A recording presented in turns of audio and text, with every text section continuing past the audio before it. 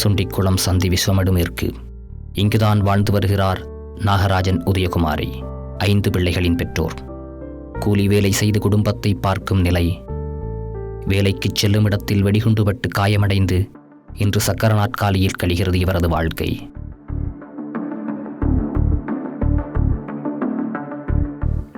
வணக்கம், நான் சுண்டிக்குளம் சந்தி விஸ்வமடுமேற்கில் வசிக்கிறேன். எனது பேர் நாகராஜன் உதயகுமாரி. நான் 5 பிள்ளை. நாங்கள் கூலிக்கு வேலை செய்து தான் ஜீவிச்சு கொண்டு வந்தேன் 2 பேரும். இப்போ நானே இல்லாத அவர் ஒரு ஆள் தான் உழைச்சி பிள்ளைகள் 5க்கும் ஜீவிக்கம் போடுறேன். அது வாழ்வாதார வேலைக்கு போய் குண்டு வடித்து நான் காயப்பட்டு ஆஸ்பத்திரியில் இருந்தேன்.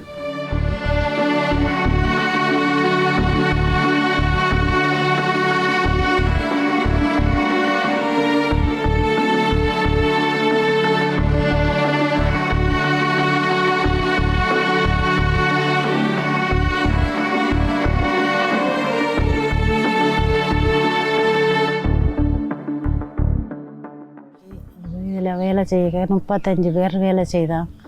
அதில் குண்டு வடித்து நான் காயப்பட்டிருந்தேன். காயப்பட்டு எங்களுக்கு ஆமிட்டை அங்கே எங்களை வாகனத்தில் ஏற்றி 4 பேரை கொண்டு போய் கிளிநொச்சி ஹாஸ்பிட்டலில் விட்டது. அவ சொல்லிச்சுன்னா ஃபீஸ் எடுக்க இயலாதுன்னு சொல்லி நான் வந்து வீட்டை டிக்கெட் வெட்டி 10 நாள் இருந்துட்டு ஒரு இதுவும் இல்லை, எனக்கு ஒரு விதமான இதுவும் தரவும் இல்லை. நான் இருந்து இந்த வீட்டை வந்து எவ்வளோ கஷ்டப்பட்டேன். இவர் ஒரு ஆள் உழைச்சிட்டா நான் அப்போ ஃபீஸ் எடுக்கலான்னு நெஞ்ச வந்திருந்து தடியை பிடிச்சி உண்டித்தான் கூலி வேலைக்கு போனேன். கடைசியிலே இயலாமல் துப்புரவாக இயலாமல் வந்தோடனே தருமபுர ஹாஸ்பிட்டலுக்கு கிளிநொச்சிக்கு அனுப்பி கிளிநொச்சியிலேருந்து கொழும்புக்கு அனுப்பி இப்போ துப்புரவாக இயலாது ஆப்ரேஷன் செய்து ஃபீஸ் எடுத்துட்டுனா கால் வழங்காது 2 காலம்.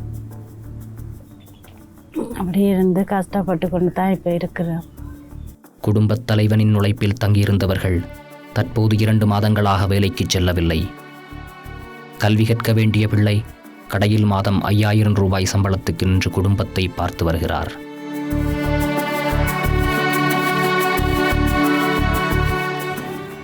அவர் ஒரு ஆள் உழைச்சித்தான் இப்போ 2 மாதமாக அவரும் வேலை இல்லை.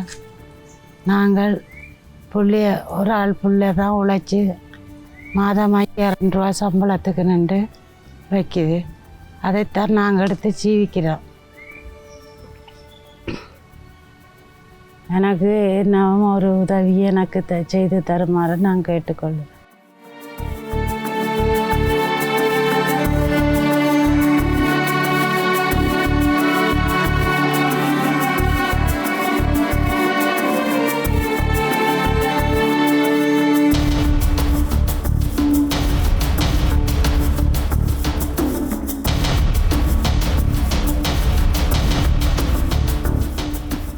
ஒரு சத்திர சிகிச்சை செய்துவிட்டால் கால் குணமாகிவிடும்.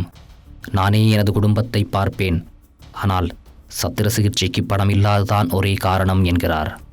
அப்போ துப்புரவாக நடக்கலாம் வந்த உடனே தான் நான் கொழும்புக்கு அனுப்பிச்சு. நான் கிளிநொச்சியில் இருந்து அனுப்பி நான் அங்கே இருந்து கஷ்டப்பட்டு அங்கே காசும் இல்லாமல் பக்கத்து கட்டில்காரர் தான் எனக்கு உதவி செய்து எனக்குள்ள சாப்பாடெல்லாம் வண்டி தரதா வைத்தான்.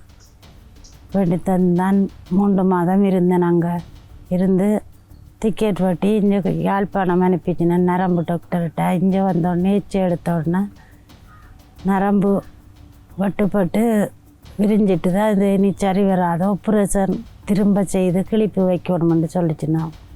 இப்போ நான் அதுக்கும் போக மாட்டாமல் காசு இல்லாதல இருக்கிறேன் வீட்டில்.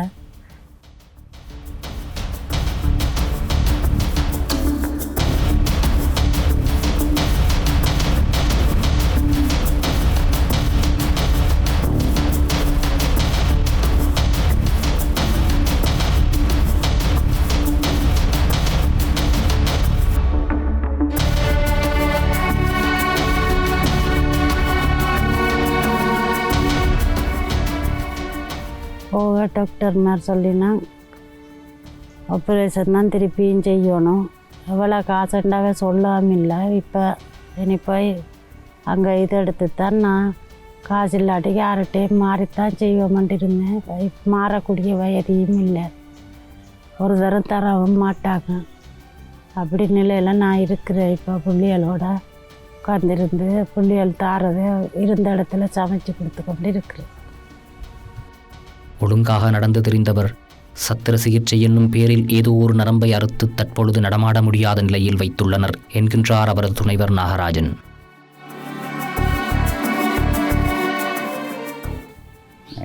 நான் சிதம்பரம் நாகராஜன் கேட்குறேன். சிதம்பரம் எனது மனைவியான நாராயண உதயகுமாரி மீள் குடியேற்றம் இங்கே 2012ஆம் ஆண்டு வாழ்வாதார வேலைண்டு வேலை செஞ்சால் நிவாரணம் கிடைக்கும்ன்றதுக்காக வேலைக்கு போனவ. அந்த இடத்துல வேலைக்கு போன இடத்துல குண்டு வெடித்து அவளுக்கு ஃபீஸ் பட்டது. அவள் ஃபீஸ் பட்டு சரியான வருத்தம், கால் துப்புரா நடக்கலாமல் இருந்து கொஞ்சம் நடந்தவ. ஆனால் இராணுவ உதவியில் தான் அவளை இங்கேருந்து கிளிநொச்சி கொண்டு போய் சேர்த்தது. இராணுவம் உதவி செஞ்சு கொண்டு போய் கிளிநொச்சியில் விட்டு கிளிநொச்சியிலேருந்து யாழ்ப்பாணம் போதன வைத்தியசாலைக்கு ஆம்புலன்ஸ் மூலியமாக போனது. அங்கேருந்து வருத்தம் சின்ன 2 போல்ஸ் எடுத்து போட்டு அனுப்புனவங்க திரும்பி. அப்பயும் போல்ஸ் ஒரு ஃபீஸ் எடுக்க இல்லாத நிலைமையில் வந்தவ. கொஞ்ச நாள் நல்லா தான் இருந்தது. பிறகு கால் குத்துவேன்னு திரும்பி கிளிநொச்சி தருமபுரம் ஆஸ்பத்திரி கொண்டு போய் தருமபுரத்துலேருந்து கிளிநொச்சி மாவட்ட வைத்தியசாலைக்கு ஆம்புலன்ஸ் மூலியமாக கொண்டு போனது. அங்கே போய் கொழும்பு ஏற்றினவங்க. கொழும்பில் கொண்டு போய் ஃபீஸ் எடுத்துட்டு நரம்பு அறுப்பட்டு யாழ்ப்பாண ஆஸ்பத்திரி கொண்டாவிட்டு நரம்பு இன்னொரு டாக்டர்கிட்ட தான் செய்யணும்டா, அதுக்கு கொஞ்சம் காசு தேவைண்டு கிளிப் வைக்கணும்ட்டு அந்த காசு இல்லாத பிரச்சனையால் மனுஷன் இப்போ துப்புரா நடக்க இல்லாமல் ஈச்சார் மூலியமாக எங்கே வேணாலும் ஈச்சார் மூலியமாக தான் போய் கொண்டிருக்கா. துப்புரா நடக்க இல்லை நம்ம.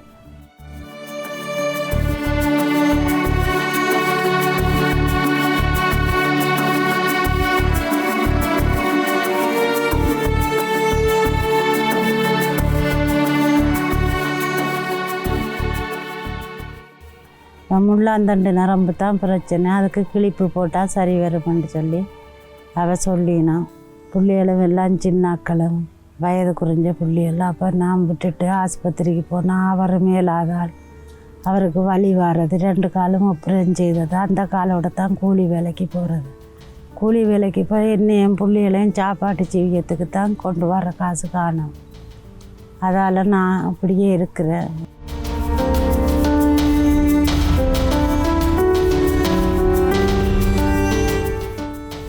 ஆம், இவர் ஒரு முன்னாள் எல்லைப்படை வீரர். இவருக்கும் காலில் குண்டுபட்டு தகடு வைக்கப்பட்ட நிலையில் இருக்கிறார். மழைக்காலமானால் கூலி வேலை இல்லை, உழைப்பில்லை, என்னை பற்றி கவலை இல்லை, எனது மனைவியை குணப்படுத்தி விடுங்கள் என்று மண்டாடுகிறார். எனக்கு 5 பிள்ளைகள். மூத்தவளுக்கு 18 வயது, அதுக்கு கீழே தான் எல்லாம் சின்ன சின்ன பிள்ளைகள். நான் கூலி வேலை செஞ்சு தான் சீவிக்கிறேன். கூலி வேலையும் இப்போ மழை காலங்கள் மழைதால் கூலி வேலை இல்லை.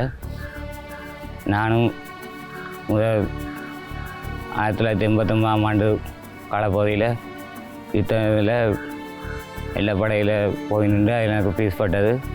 எனக்கு ஒரு காலில் விளங்காது, கொஞ்சம் இப்போ ஒரு மாதிரி இப்போ நடக்கக்கூடிய மாதிரி நான் இருக்கிறேன். ஆனால் பொறுத்த வேலை பெரிய பாரங்கள் தூக்கி எந்த ஒரு வேலையுமே செய்ய இயலாது.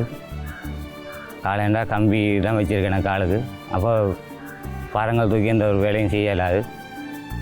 இப்போ எனக்கு இந்த மனுஷன் பிரச்சனைக்கு தான் எனக்கு கொஞ்சம் காசு தேவையாக இருக்குது. இந்த மனுஷியை திரும்பி மீள அந்த காலை வருத்தம் சுகமாக்கி என் மனுஷியை கொண்டு போய் ஆஸ்பத்திரியில் கொண்டு போய் மனுஷன் வருத்தத்தை சுகமாக்க மாட்டா. அதுக்கு எனக்கு கொஞ்சம் உதவி காசு இல்லாத, அதனால் பிள்ளைகள் மூத்தவள் ஒரு ஆள் உழைக்கிறாள். அவள் மாதம் 5000 ரூபா சம்பளம் தான் கடையில். அந்த சம்பளம் தான் இப்போ உங்கள் குடும்ப சீக்கிரத்தை ஒரு மாதிரி கொண்டு நடத்தி கொண்டிருக்கிறோம். 5000 ரூபாய் மாத உழைப்பில் கழிகிறது வாழ்க்கை. ஆனால் அவருக்கோ அதிகம் யோசித்தால் வலிப்பு வந்துவிடும் என்கிறார். இல்லை, இந்த பிள்ளை இப்போ வேலைக்கு போகிற பிள்ளைக்கும் வலிப்பு வர வருத்தம் தான். அந்த பிள்ளை வலிப்பு வர வருத்தம் தான் அந்த பிள்ளைக்கும் மூளையில் தளர்ச்சியால் அந்த பிள்ளை அது வருத்தம் சோமாக்கல அந்த பிள்ளை யோசிச்சா தான் வரும். மற்றும்படி ஒன்றுமே அவளை வலிப்பு வர வருத்தத்தோடு அந்த பிள்ளை 5000 ரூபா சம்பளம். அந்த சம்பளம் எங்களுக்கு திருப்தி காணாது. எனக்கும் நிரந்தரமான தொழில் இல்லை, கூலி வேலை. அப்போ நிரந்தரமான ஒரு தொழில்கள் இல்லை. அப்படியா இந்த பிள்ளையோட சம்பளத்தால் இப்படி ஜீவிச்சு கொண்டிருக்கிறோம்.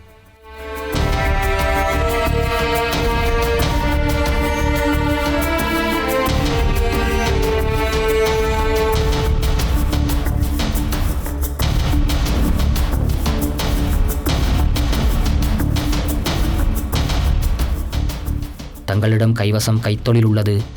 நீங்கள் மனசு வைத்தால் ஏதேனும் உதவிகள் செய்து அதை இயங்கு நிலைக்கு கொண்டு வரலாம் என்கிறார். எங்களுடைய வாழ்வாதாரத்தை நாங்களே பார்த்துக் கொள்கிறோம் என்றும் உறுதிபட கூறுகிறார்கள்.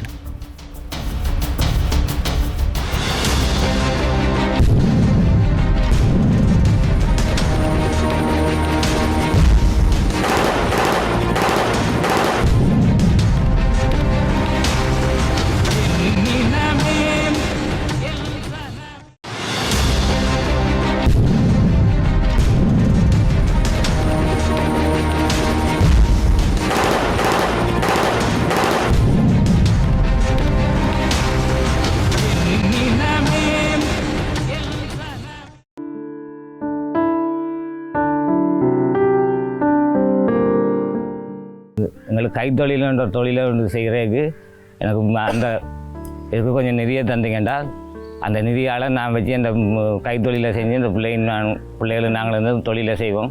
பாய் எங்களுக்கு புல் பாய் அடிக்கிறது இருக்குது, மிஷின் எல்லாம் இருக்குது எங்கள்கிட்ட. அதை அந்த வெட்டி கொண்டாந்து ஏற்றி அந்த புல்லுகளை கொண்டாந்து வச்சு அதை தொழிலை செய்கிறதுக்காக தான். இப்போ எனக்கு இந்த நிதி இல்லாத பற்றாக்குறையில் நாங்கள் தொழிலை துவங்க இல்லாமல் இருக்கிறோம். கொஞ்சம் நிதி தந்தால் நாங்கள் அங்கே ஒரு தூரத்தில் இருந்தால் புல் அந்த இது புல் எடுக்கணும். அதனால் அதை ஏற்றி கொண்டு வாகன செலவு அதுகளுக்கு கொஞ்சம் நிதி தந்து உதவி செஞ்சால் நாங்கள் அந்த தொழிலை துவங்கணும்ன்றா எங்களுக்கு அந்த பிள்ளைகளை கொண்டு படிப்பு செலவு பிள்ளைகிட்ட படிப்பு செலவு பார்க்கக்கூடும். இதுகளுக்கெல்லாம் எனக்கு கொஞ்சம் உதவியாக இருக்கும். அந்த இதை செஞ்சு தருமாறு தாழ்மையுடன் கேட்டுக்கொள்கிறேன். அதை விட எனக்கு இந்த பிள்ளைகளும் எல்லாம் இருக்க நேரம் நாங்கள் இப்படி இந்த பிள்ளை 5000 ரூபா சம்பளத்துக்கு இப்படி வரத்தக்கார பிள்ளை போயிட்டு இல்லை. எனக்கு கோழியை இதுகளை தந்தாலும் கோழிகளை வளர்த்து சரி இந்த இதையும் செஞ்சு நான் முன்னுக்கு வரலாம்ன்ற நம்பிக்கையில் அவங்கள்ட்ட அதை எதிர்பார்த்து தான் பெரும் உதவியாக செய்திருக்கும்ன்றது தான் எனது குறிக்கோள்.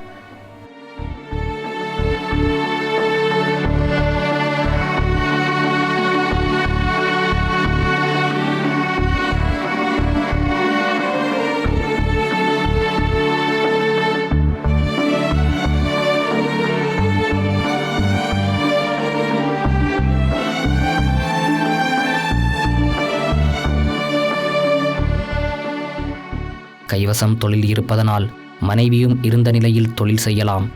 பிள்ளைகளின் கல்விச் செலவையும் பார்த்து கொள்ளலாம்.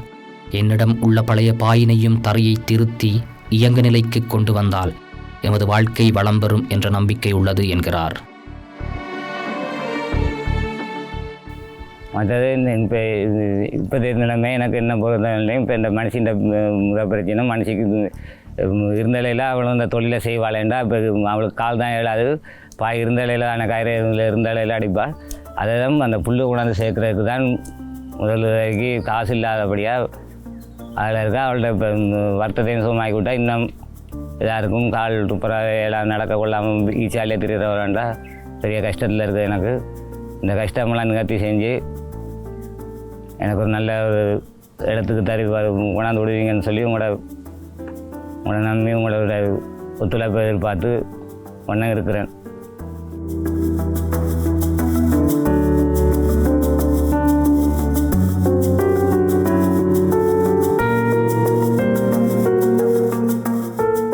இந்த தொழிலை தொடங்கினா இந்த பிள்ளைகள பள்ளிக்கூட செலவை தான் கவர் பண்ணணும். பள்ளிக்கூடம் முக்கியமானது. சாப்பாடு இல்லாட்டியும் ஒரு நேரம் அது தேங்காய் ஒரு சம்பளம் சரியாக அடித்து பிள்ளைகளுக்கு நான் கொடுத்து சாப்பாடை கொடுப்பேன். பிள்ளைகளோட படிப்பு செலவுகளுக்கு மேலதிகமாக எதுவும் இந்த வருஷம் எனக்கு இப்போ இந்த பிள்ளை ஒன்று குலசிப்பு எழுத போகுது. நீ அதுகளுக்குரிய வெளியில் புத்தகங்கள் வாங்கணும். குலசிப்பு பெரிய விஞ்ஞான புத்தகங்களோ சுற்றாடல்களோ புத்தகங்கள் வாங்க வேண்டி வரும். அந்த புத்தகம் வாங்க காசு கொடுத்து தான் வாங்கணும்னு சொன்னால் காசு வசதிகள் இல்லை எனக்கு. குலசிப்பு எழுதுறக்கூடிய பிள்ளைக்கு ஒரு அந்த பிள்ளைகளுக்குரிய போப்பி புத்தகங்களை வாங்கி கொடுக்க வெளியில் வாங்கி கொடுக்குறவர்களுக்கு நிதி இல்லாத பிரச்சனையால் தான் பெரிய கவலையில் இருக்கிறேன் நான்.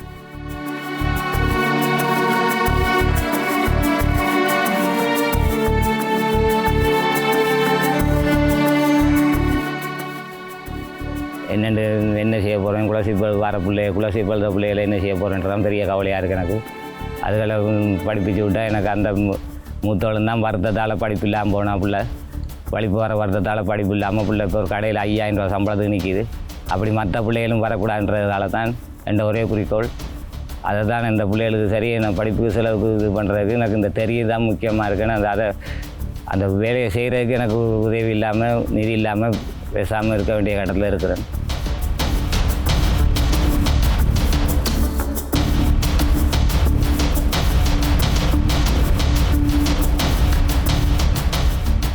அன்புள்ளம் கொண்டவர்களே, உதவும் உறவுகளே, எத்தனையோ பேர் பணத்தை வைத்து என்ன செய்வதென்று தெரியாமல் உள்ளனர்.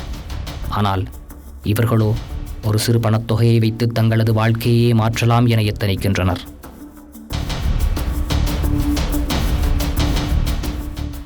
இந்த கொட்டில் ஒன்று எனக்கு முக்கியமாக தேவை. இந்த மழை காலங்களில் அந்த இது நிலையாமல் பாதுகாத்து கொள்ள அதுக்குரிய கொண்டாந்து அடிக்கக்கூடிய மூலதன பொருள் வாங்க காசு இல்லை.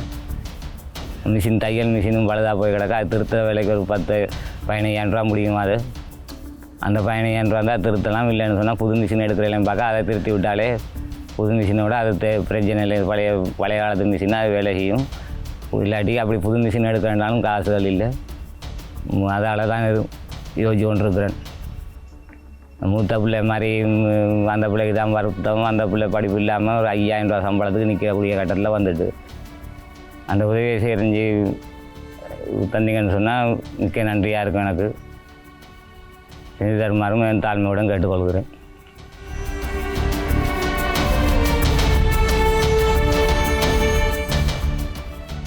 ஒரு வாய்ப்பை வழங்கித்தான் பாருங்களேன். வாழ்வில் வசந்தத்தை வரவழைப்போம். இவர்கள் எம்மவர்கள். உங்களது சிறு சிறு உதவிகள் எம் இனத்தை காத்த பெருமையையும் கர்வத்தையும் தந்து நிற்கும் என்பதில் எந்த ஐயமும் இல்லை. இது நம் தேசத்திற்கான யாசகம்.